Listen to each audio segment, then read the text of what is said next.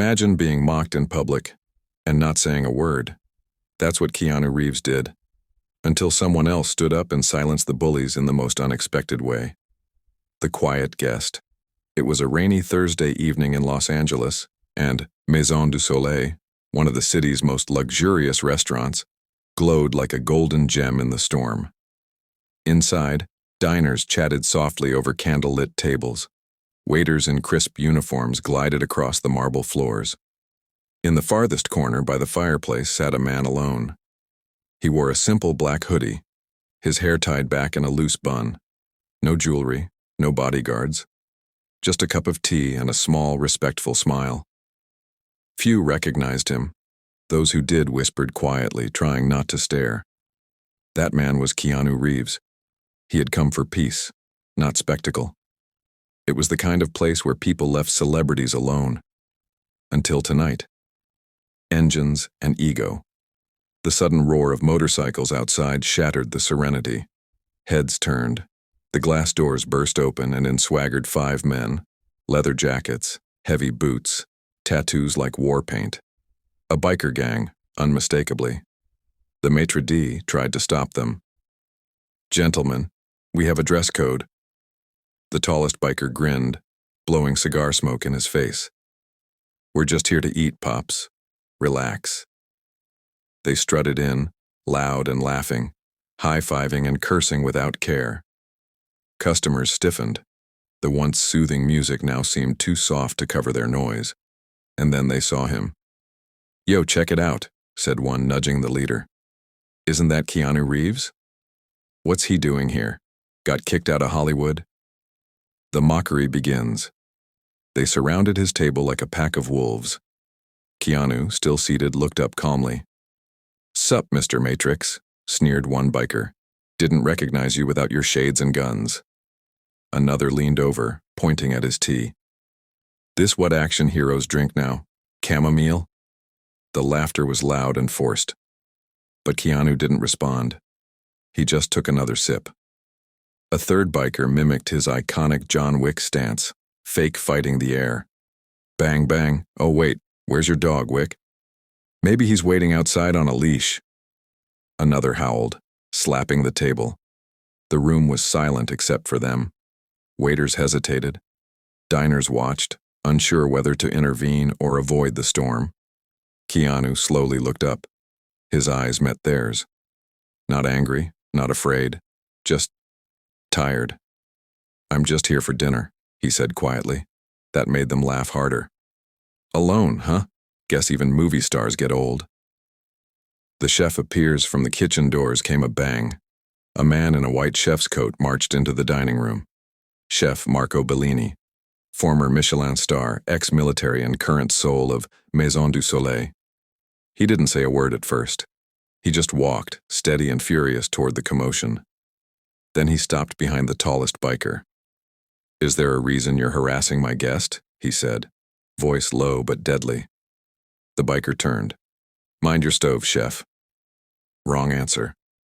"This man," Marco said, now addressing the entire room, "is the reason this restaurant exists. When I was bankrupt, begging banks to believe in me, no one did. No one, except him." He pointed at Keanu. "He wrote me a check. Didn't want press. Didn't ask for a table. Just said, 'I believe in good food and good people.'" Silence.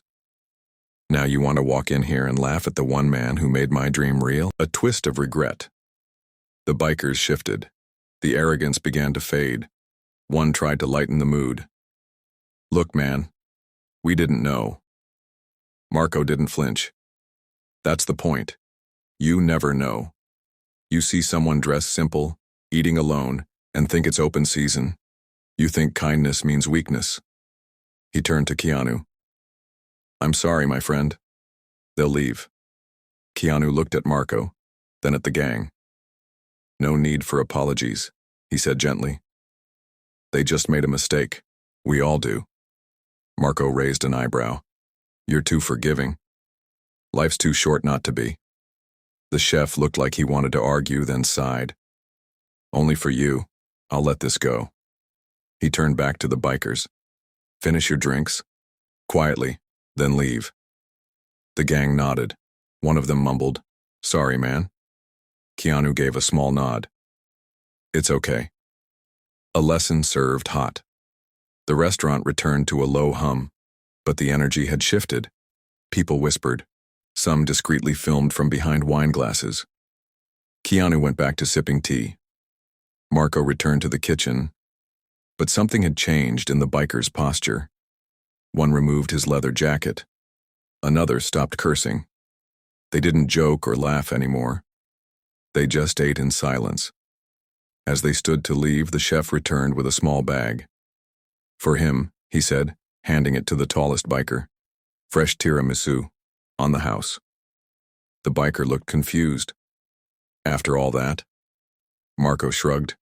"A reminder. Sometimes dessert is the only thing that turns a bitter night sweet. Don't waste it."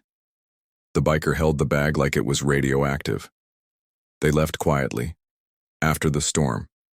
The door closed behind them. The rain had stopped. Inside, calm returned. A young waiter approached Keanu's table. "Sir," he said nervously, "would you like a different table? More private?" Keanu smiled. "This one's perfect." He placed his napkin down and stood up. At that moment, a little girl from another table, maybe 8 years old, ran over with a drawing. It was of Keanu as John Wick, but with a crown and a heart. "My daddy says you're a king," she said. Keanu crouched, smiled, and whispered, "Only if I get a hug." She hugged him tight. Cameras clicked, but Keanu didn't pose. He just smiled softly and stood up. The final words. As Keanu left the restaurant, he stopped by the kitchen. "Marco," he said. The chef looked up. "Thank you." Marco waved him off. "You saved me first. Just returning the favor." "No," Keanu said. "You taught them something tonight. Taught us all, really." He paused at the door, looked back at the staff and the guests now watching him. Be kind, even when they're not, especially when they're not.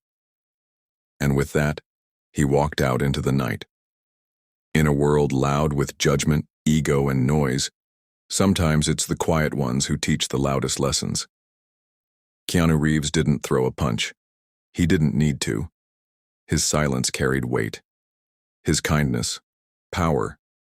And that night, in a luxury restaurant far from the flashing lights of Hollywood, a biker gang and maybe the rest of us learned what true strength really looks like.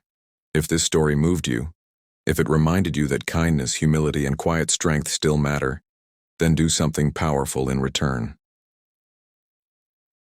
Like this video to help share a message the world needs more of.